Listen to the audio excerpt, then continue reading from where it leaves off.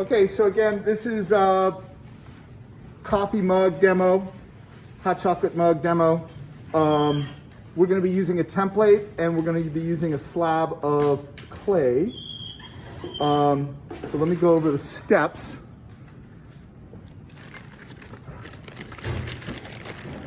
First of all, a thing to note, the glazes we use in the classroom are food safe. So if you make a holiday mug, if you make a mug, you can drink out of it.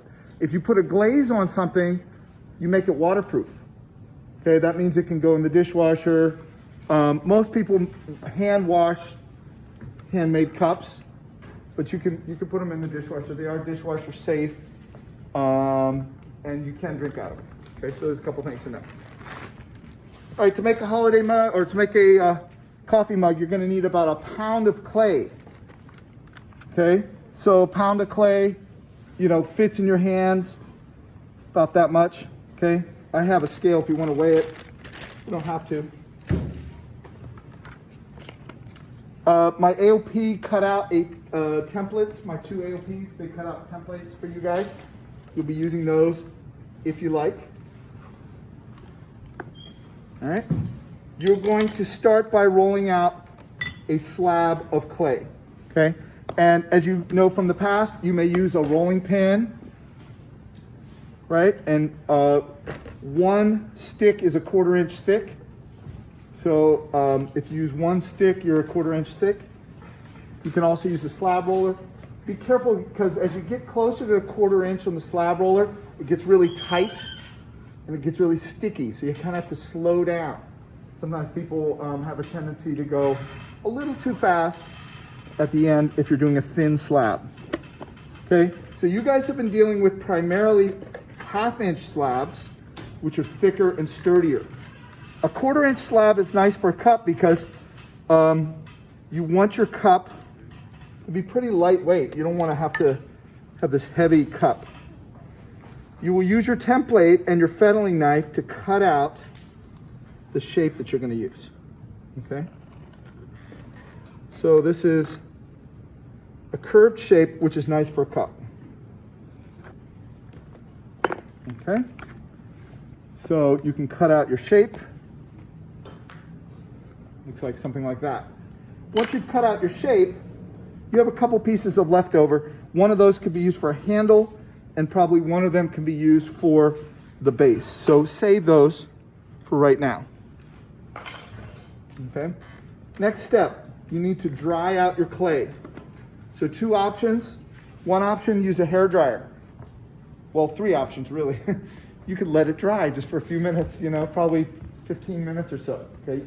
You don't want it super, super wet when you try to put it together because it'll be all flopping all over the place. Another option is you can use a hair dryer. Third option is you can use a plaster slab. Plaster absorbs the water out of the clay. So I use this plaster slab and I already pre-rolled these earlier. Okay. I like to form the cup upside down. Okay. So immediately when I start to form this, I realize it's not quite perfect. That will happen, by the way. I'm going to slip and score this seam, just like you've slipped and scored other things. Use your needle tool. The clay is very soft. I just rolled this out maybe 15 minutes ago. Okay, and I'm going to make like a little stitch all the way down. Okay. I'm going to smooth that out with my metal rib. Okay. You can kind of see that's what I'm fixing that rib there. That seam rather. Okay. And then make sure you also smooth it out on the inside. So sometimes you have to kind of let it flop over for a second while you smooth that inside. A couple of different tools, maybe the wood tool will work for that. This is also a good time. You see how mine's a little uneven? It's a good time to fix that. There will be slight imperfections as you do it. All right, next step is I want to go ahead and do my base. I have these little wood blocks you can use for a template. You know what else is really good? Those glaze jars. The lids of the glaze jar is almost perfect for this coffee mug size. Okay. Yeah, that one's too big. Let's do that. We'll use one of those. That's almost perfect. You can do it like a cookie cutter if you want. All right, there's my base. Okay, so I'll kind of keep that even. Slip and score my base on there.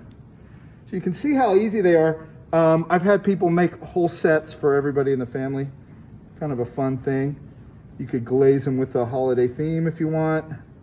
You could write everybody's name on them. You could do some decorative type of thing. Whatever you're interested in. I thought since we only have a couple of weeks before we go on break again, it'd be nice to have just an easy project instead of and we'll save the more difficult projects for after the break. Okay. All right. So there's my base. All right, and then I'm going to go ahead and smooth that out. Okay. Now, a lot of people on the base create a foot, which is a raised area. You'll notice a lot of coffee mugs have a raised foot. So a foot generally is just like a little lip that is added in. So you can cut a piece and add it on. I'm not going to do that right this second, but it's really easy. You can either cut out a little slab, or you could take a piece of clay and kind of roll it like a little coil and add it on. So it's on your desk there or on the table. You can roll and add a small foot. And that's nice because it kind of raises it up, gives you a higher coffee cup. Okay, we'll flip it over. I got to work on the rim here a little bit. This is a good opportunity to put it on a banding wheel. You can use a banding wheel. Okay, and what I can do with that is then move it around and address all the issues on all the sides, etc. Okay, so I have some cleaning up to do, some smoothing out, some edging, okay, but I have a nice thin coffee cup. How do I do a handle? It's hard to do it in the video here. Let's do it this way. The handle's kind of like a little belt loop. Kind of fold it like an ear, something like that. Okay, find a design that you like. Again, you probably want to dry it a little bit and cut it right there. And then I'll attach it to my cup. Okay.